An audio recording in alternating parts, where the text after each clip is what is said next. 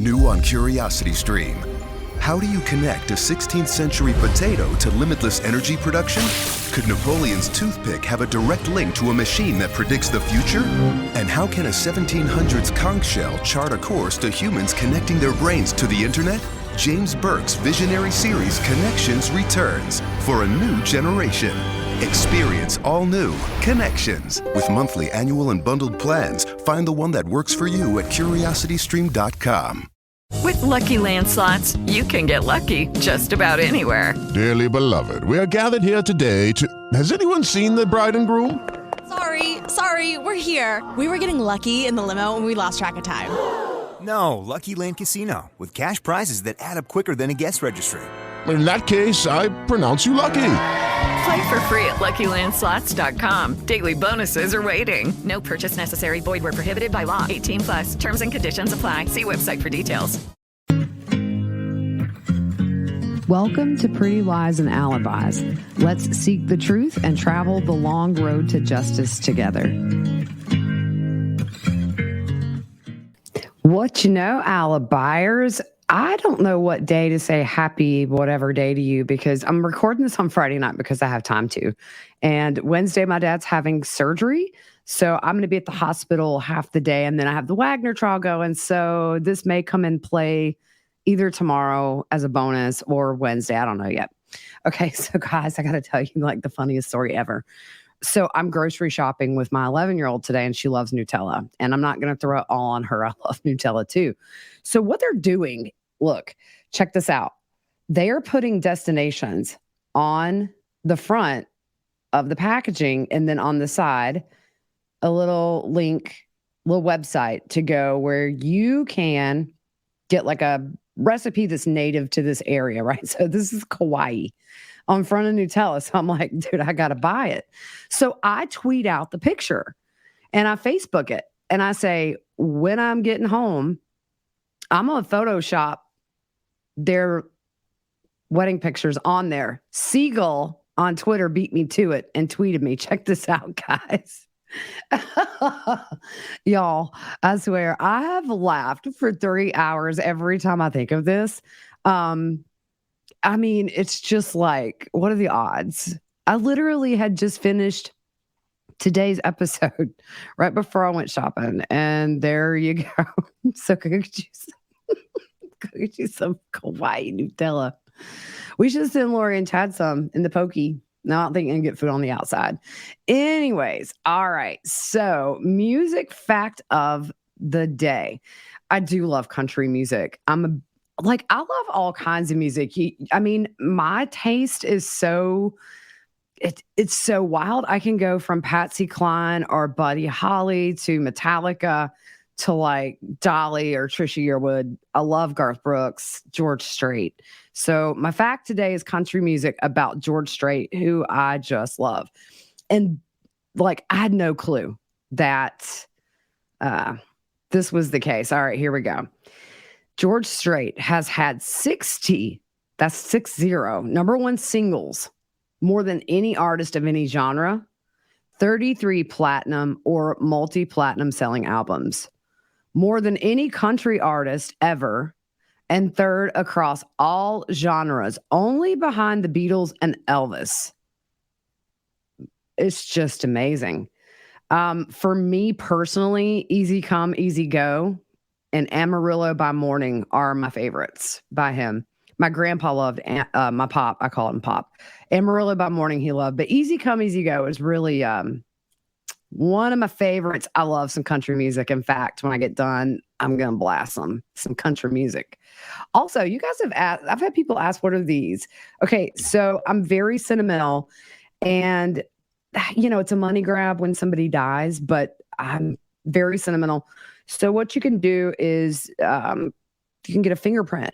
So this is my grandpa's fingerprint and this is my Aunt Angie's fingerprint, and I keep them together. So that's what that is. All right. So we are going to jump back in. And I also want to say to our LDS listeners, I know you guys shake your head in disappointment when I butcher names, and I do apologize. I have people who will literally voice me the pronunciations, but then like I forget it. So I don't know. I may just start like pressing their button and letting them say it, but it's not disrespectful. I know y'all just are like, oh Lord, this woman. All right. So when we left off, Melaniece was driving to Arizona to spend Thanksgiving with Ian's family. And she arrives at Ian's sister's house around 6:30 to have Thanksgiving. Thanksgiving was the next day. So she got there the night before. She was driving that blue Nissan Rogue, which is going to come in later. So Ian's sister actually spoke to detectives with the Gilbert Police Department on December 26th. And investigators told her that they were following up on the missing kids, and she had actually seen media coverage of it. That was very new. This is about the time that I saw the first news report about JJ and Tylee, was just right after Christmas. She said that Melanie stayed until around 11 or 12 that first night that she got there, and then she left. She came back that next day for Thanksgiving and spent the night. And Melaniece talked a lot about her ex-husband, Brandon, and said he blamed her for someone shooting at him. She also told Hannah they divorced because of Brandon's promiscuous behavior. She said she had to leave her children and she had not seen them for some time. Hannah said Melaniece appeared detached and she had mentioned JJ and Tylee, but nothing specifically. And it was just kind of small talk. She also said that her Aunt Lori and Chad had went to Hawaii. And I remember reading somewhere, I don't remember, that she had a really hard time after Lori and Chad left because I think she felt abandoned up there. She's moved to Rexburg and, she's by herself. I don't know. Maybe it was like Melanie Gibb or something. Anyways, and I can kind of see that. It seems to me out of everybody, Melaniece was maybe more of the follower. Losing her mom at such a young age had to have such a crazy effect on her. Anybody I know that's lost a parent at a young age, it's lasting. It's not an excuse, but still, it seemed like she kind of gravitated towards Lori, especially, when all this started. So, but I really do think Lori was an opportunist and saw Melaniece as a little bank, essentially, because Brandon was wealthy and had good jobs and life insurance. So there you go. So Gibb talked to Lori and she had a conversation with Nate Eaton in that interview. And they talked about Lori going on a trip with Chad's children to California. It was kind of a family vacation around Thanksgiving. And Gibb said she was concerned for their safety because she said that's what they led her to believe. She said she wanted to have a prayer pull over on the side of the road. And she said Chad was very nervous, but Lori seemed fine. She said, after thinking and pondering and talking to a really good friend, I admitted, I'm very concerned about this zombie idea. I really don't believe it. And my friend said, I don't think that's true either. And she said her and this friend talked until 5 a.m. about everything. This whole belief structure that Chad and Lori had, the doctrines and how they didn't fit the patterns that the actual scripture teaches. So that was what she said to Nate Eaton. And, again, it's just one of those things where it's kind of like damage control. I didn't really believe it, but, whatever. So November 28th through December 1st, 2 passengers fly from Salt Lake City to Orange County on a one-way ticket. They stay at the Residence Inn La Mirada Buena Park with Chad's kid. This is Chad's kids were there. 2 rooms are booked, and social media photos show a photo of Chad in the airport and also at Knott's Berry Farm. Here's the thing. Lori wasn't in any of the pictures, and I've never heard confirmation that she was there. I assume she was one of the 2 passengers that flew there, but maybe she did not go on this trip with his kids. I don't know. So November 28th, Colby tries to call his mom, but the number's disconnected. So he emails her, Mom, you changed your number. What's going on? Lori responds on December 2nd. I need you to know that we are safe and happy. I know this sounds confusing to you, but I need you to trust me that although there are wicked people trying to cause harm, that Jesus is on our side and taking care of us. Although we may be out of touch for a while, I will continue to help you. I love you so much. The car and the car insurance will be paid so you can drive it with no worries. The phones will also be good. You are precious to your mama. I think we actually read this a couple episodes ago, but I just threw it back in for the timeline. I'm not sure why. That was out of whack. Sorry, guys. Colby responds, okay, Mom, I love you. Please be smart. Take care of the kids and yourself. I don't know what's going on, but I'm praying for all of you. I'm mad and sad, but I know I can't control anything going on and all that. So November 29th, Chad rents a car in Fullerton, California, and they keep that car until December 1st. 187 miles is put on the rental car for the duration that they had it. An investigator asked Gibb if she knew how long Zulema and Alex were dating. And she said it really didn't happen until right at the end. And she said that Zulema was really content with being single. But Chad and Lori told her that she and Alex had been married in previous lives. And they would be part of the $144,000 if you get married and move to Idaho. Zulema said she wasn't getting the same answer, if you remember. Zulema's like, yeah, it's not so clear to me that I need to come up there yet. And Gibbs said there was some tit for tat between Zulema and Lori about her going. Right at the end, she said Lori and Chad were in Hawaii, and her and Alex did a blessing over the phone because they were being attacked by Julie Rowe through a text. Man, I tell you what, they pull Julie Rowe to everything. Like they saw a dragon, and Alex's priesthood is so powerful. They helped cast the dragon from Hawaii. There you go. So Alex and Zulema get married. So I'm going to throw these wedding pictures up. And this is actually Melaniece's wedding, but I couldn't find any of Zulema and Alex. Now, I've heard this could be as many as 6, number 6 for Zulema. An employee of the marriage chapel told Justin Lum from Fox 10 Phoenix that the minister said the ceremony was cold, all business, and lacked emotional response. And he actually remembered them 2 months later when all this came out in the media. So for somebody that works at a chapel in Vegas to say, oh yeah, I remember those too, like it really had to have stood out. They wanted to get in and out. Alex didn't want any add-ons such as flowers or photos. The ceremony was 8 minutes and the witness was the chapel security guard. Alex took Zulema's last name.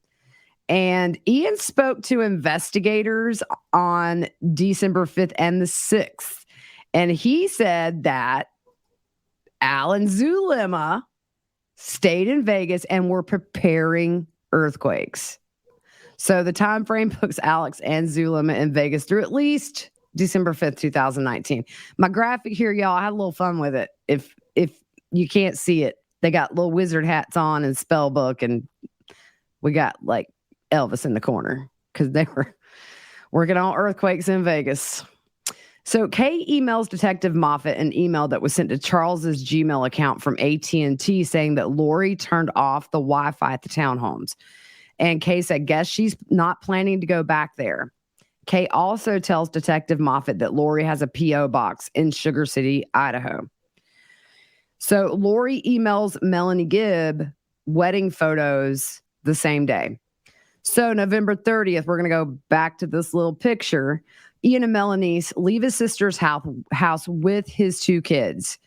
And his sister said the Rogue was left parked in front of her house and she was told someone would be by to get the car. And it made her uncomfortable, but they were kind of leaving for the morning. And when they came back around noon, the car was gone. We know Colby got that car and she didn't see him come get it. And Colby couldn't get in touch with Lori, so he had Alex's number and texted and called him. Alex told him that JJ and Tylee were fine and gave him the address of where he could get the car and told him the keys would be inside the glove box. Colby said the inside of the car was dirty and there was animal hair all over the front passenger seat, so he took it to be cleaned. And from that day forward until it was repossessed, he had possession of that car. Hannah also told investigators that Ian said Melaniece drove the Rogue to Arizona with Uncle Alex.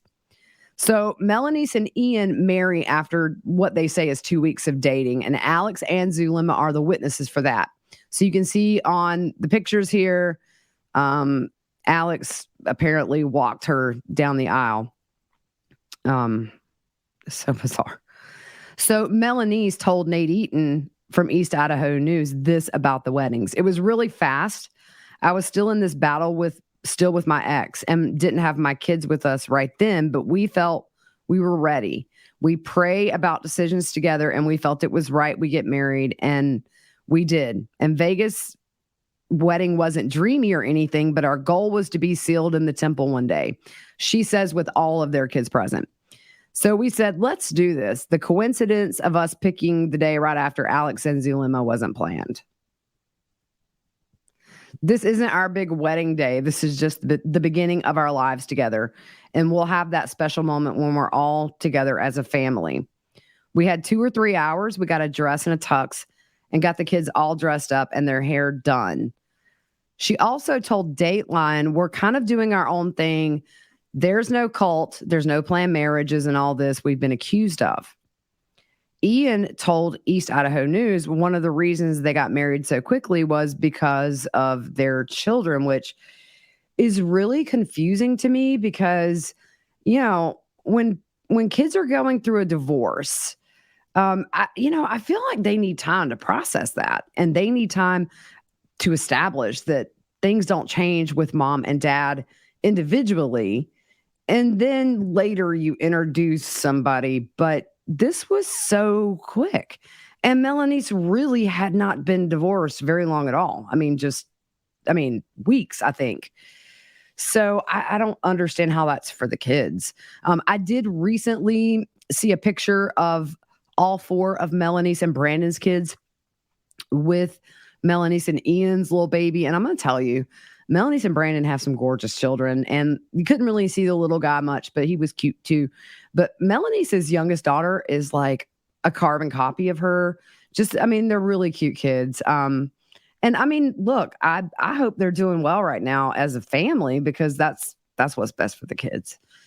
Anyways, Melaniece and Ian both kept their apartments, but slept at hers and set up stuff for Ian's kids, and she had one extra bedroom.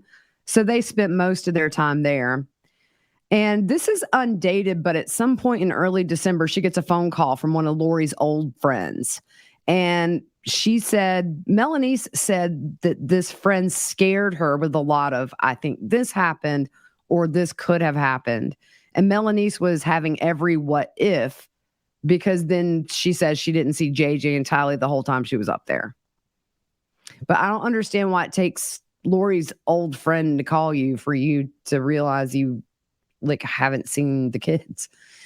Colby's wife, Kelsey, on this same day sends a message to law enforcement. And I believe it was actually through their website, like the submission, and says detectives came to their house wanting to know if Lori was living there and said her and Colby had no idea of her whereabouts. And she wanted to get a call back. And she said they were actually shocked. So according to East Idaho News, in early December, there are boxes delivered to a vacant rental home in Hawaii from Idaho. And a neighbor alerts the owner of the unit about those boxes. And the owner tells the neighbor, who's a real estate agent, to just put them inside the home. A few days later, Chad and Lori meet with the owner and tell them that they've signed a long-term contract for the unit. And Rich Robertson, who you remember is the private investigator that Brandon and Kay and Larry had, told Nancy Grace that Lori actually continued using Charles's Amazon account, and some of the purchases made were being sent to Hawaii. So she was still using that account. Also, in December, at some point, Melaniece told Ian she would go to prison or die before she turned on Lori and Chad. He in turn told this to the FBI and the Rexburg PD. We're going to get into that soon if you don't know that whole story. So December 1st, Lori and Chad fly from LA to Hawaii. They rent a car from Thrifty, and while they're on the island, Rexburg PD contacts Kauai PD and asks for help finding them. So Kauai police locate them and they're put under surveillance. So I think, here's the thing for me is this is the beginning of the end, this December 1st flight over there, because they don't come back to the mainland as a happy couple anymore. She comes back in shackles and handcuffs, and he comes back alone. because this is their last hurrah. And I tell you, following this case from the beginning, I remember just thinking, when are these people going to be arrested? It's like, it was 2 solid months we were watching and waiting. So still a ways to go. Investigators obviously noticed that JJ and Tylee are not there. So December 2nd, actually Kelsey reaches out through the online form. I'm not sure about that previous one. It says, "Hi there. We had some detectives show up at our house this past Wednesday or so. They were here to see if my sister-in-law was living with us, and she's not. They are doing a welfare check on her and my 7-year-old autistic brother-in-law. My husband and I had no information of their whereabouts, but we know they are somewhere in Sugar City, Idaho. We didn't catch the detective's name or badge numbers, as we were shocked as to why they were here. My mother-in-law has since disconnected her phone and her kids' phones, and nobody has heard from them. So we're trying to get a hold of the detectives if possible. If someone could get back to us as soon as possible, that would be great." So they asked for her address to verify it. And it was Chandler police that actually had visited. And Kelsey said yes, because Lori lived in Chandler. And then Kelsey tells whoever contacted her that her mother-in-law is Lori Vallow. Also, Kay emails Detective Moffat. "Good evening, guys. I hope you enjoyed your holiday. Now that Loco and her homicidal crew have scattered like cockroaches when a light is turned on, what's the next step? Can her car or phone be pinged? We have to find JJ. Is there anything we can do? Larry and I are struggling very hard with this. We stayed with positive thoughts for JJ since Charles's murder. Now it's diminishing by the hour. We must find him immediately. Thanks, guys. We appreciate you." So Natalie Pulowski, who is Ian's ex-wife, calls Ian's mom. And just a note, these two ladies had not spoken since the divorce 8 months prior. And she says she's been in touch with Brandon. And he told her Melaniece is in a cult and tried to have him killed. So Ian's mom calls him and tells him what Natalie said. So in an email between investigators on this day, they talk about the large number of firearms recovered from Alex's apartment in Rexburg, and they mention that he's a convicted felon. So the investigators discuss looking into federal or state felon in possession charges to keep the guns and bring Alex into custody on that charge, thinking that if they put pressure on him, it might get him to talk. Although they say if JJ was harmed, he wouldn't say anything, but maybe he would if JJ is okay. And they're just hiding him from Child Protective Services. It's crazy to read, like in hindsight, just this, that number one, investigators are on to Alex and following him before he dies, drops over. So December 3rd, Kelsey follows up with Chandler PD asking if there's any news. And in an exchange between investigators, they say that Gilbert PD visited Colby that morning. So Ian and Natalie, his ex-wife, talk while he's on his way to work. They discuss how to keep their children safe and make plans to go to police. I think Ian was super freaked out in the beginning. I don't know what turned him in the middle of this, but yeah. So in an email between investigators, they say Melanie showed up at Rexburg Police Department and was speaking with them at that very moment that this email was sent.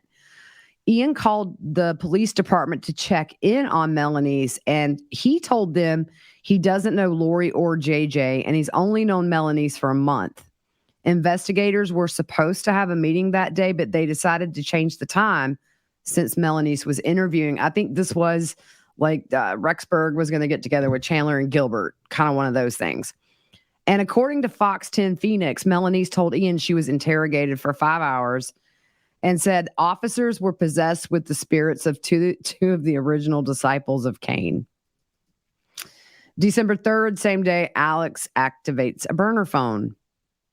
December 4th, a text from Zulema to Alex informing him that Raphael, which is Chad, got a new phone number. Investigators find the P.O. box associated to the account was Chad's. In an email between investigators, at this point, the FBI is looking into marriage records for Lori and Chad, and they confirmed that Alex was legally allowed to carry a firearm and that Border Patrol was working with Amazon Shipping to see if there was any new or different addresses. They are also listening to the podcasts at this point, which are done by Lori Gibb and Jason Mao. And so investigators are sending quotes back and forth through email to each other. Now, if you remember, in just a couple of days after Charles's murder, at the time, Charles's sons are emailing Lori. His boys are sending them links to podcasts. They were already on this like in July. It's Kay and the boys and all those guys knew what was up. When Charles was murdered, they knew this was something more sinister. So Ian meets with Lieutenant Ball and someone from the FBI and says it's possible that Chad, Lori, and Alex were behind the shooting on Brandon, and JJ and Tylee could be in serious danger. Ian also says while they were all in Vegas, Alex and Zulema were preparing earthquakes to hit Salt Lake City, which would mean many possessions would happen because of the number of people injured. And allegedly, Ian allows investigators to get data from his phone. He meets with them again later that afternoon, and this is when investigators give Ian the recording device to see if he could get any information about JJ and Tylee or find the whereabouts of Lori and Chad or anything about the attempt on Brandon, just anything related to the crimes. So Ian's ex-wife, Natalie, contacts business associates of Brandon's to locate him. And Natalie said Melaniece had told Ian that a demon had possessed her, Natalie, Ian's ex-wife, and her spirit came to her in a vision to tell her that she had been possessed. She also said Melaniece told Ian his kids were full of light, but that could change at any moment. Natalie said Ian is terrified and asked her to keep the kids on his weekends because he did not want them around Melaniece. And she said he's never done that. She also said Ian told her to research Alex Cox and Chad Daybell. So, you kind of think at this point, maybe Ian's going to be the hero of the story, but anyways, so December 5th, detectives have Zulema and Alex under surveillance. They were seen leaving in Alex's truck for 50 minutes that evening, I'm sorry. 4:08 p.m., Alex texts Chad's new burner phone he had on the contact listed as Guy, which is Chad's middle name. And Alex texts, "Hey, it's Ray Romano." No response from Chad. Detectives in Idaho on the 5th, now this was interesting, interview someone who say they're close to the persons involved, and they've been told by at least one of the parties that JJ and Tylee are deceased at the hands of the persons involved. From the document dump, the only people we learned that day, there could be more, who interviewed were Natalie and Ian. So I'm very curious to see who this was. December 6th, Melanie Gibb calls Rexburg PD and says Lori and Chad called her on November 26th separately and asked her to lie about JJ being with her. And Gibb said she told them no. Law enforcement was following Zulema, and she was driving a car that had expired tags or registration, but it actually had dealer plates. She was seen going to the temple, and they note that her and Alex are seen leaving her house together, and were gone around 50 minutes. And it's just a few days later, he's going to be in that floor. Alex texts Chad about Lily, quote unquote, which is another name they use for Lori. And investigators say based on the context of that message, Lori is using that phone to reply to Alex, not Chad. So December 6th, investigators put together what they call an involved persons matrix. In it, it says Lori allegedly had a religious prophecy that Brandon was gay and convinced Melaniece it was true. As of this date, Brandon has paid Melaniece $300,000. She would get more money when their marital home was sold, and he had a $250,000 life insurance policy with Melaniece as the beneficiary. The same day, detectives from Rexburg PD interviewed Garth Daybell at Madison Junior High. I believe I heard that was 4 hours. Really, really long time. The same day, Alex complains to Zulema of having shortness of breath and burning in his chest from this day on. He also texts, the search warrant is served at JJ's pediatrician's office, and the woman working there asked if they also wanted Tylee's records. So the investigator said he would relay that to another detective. He returns the same day with a search warrant for Tylee's records and gets those. It says detectives are requesting those records to determine what meds she requires. I think maybe to check like a national database to see if any prescriptions are being filled, and to try to help locate her any new contact or prescription information, and also to obtain identifying information for Tylee in the event identification of a body is necessary. So December 7th, this is why you'll never convince me this dude died a natural death. He drives to Algodones, Mexico to buy prescriptions due to the lower cost. So what did he get there? I know that place, a lot of people, it's really easy to cross that border. I think it's near Baja or something. And people go there to get dental work done. They go there to see eye doctors because it's a lot cheaper just right across the border. I'm just curious because, I mean, come on, guys. Really? He's 5 days from dropping over dead. I mean, and he was in his early 50s. It's not unheard of, but it's super convenient. All right. So we're going to leave off here. Hope you guys have a good rest of your day, evening, whatever it is. And guys, go get you some Kauai. Wait. Boom. All right. There you go. See that picture. All right. We'll see you soon, guys. Have a very good rest of your day.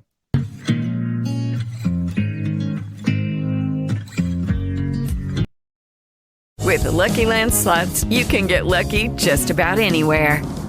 This is your captain speaking. We've got clear runway and the weather's fine, but we're just going to circle up here a while and get lucky. No, nothing like that. It's just these cash prizes add up quick. So I suggest you sit back, keep your tray table upright, and start getting lucky. Play for free at LuckyLandSlots.com. Are you feeling lucky? No purchase necessary. Void where prohibited by law. 18+ terms and conditions apply. See website for details. With no fees or minimums and no overdraft fees, banking with Capital One is the easiest decision in the history of decisions. Even easier than choosing to keep the Grinch away from the toy drive. Who's going to deliver the toys to the kids? What about me, the Grinch? No. Yep, even easier than that. You steal the presents one time. With no fees or minimums and no overdraft fees, is it even a decision? That's banking reimagined. What's in your wallet? Terms apply. Capital One NA, member FDIC. Copyright Dr. Seuss Enterprises. Copyright Turner Entertainment Company.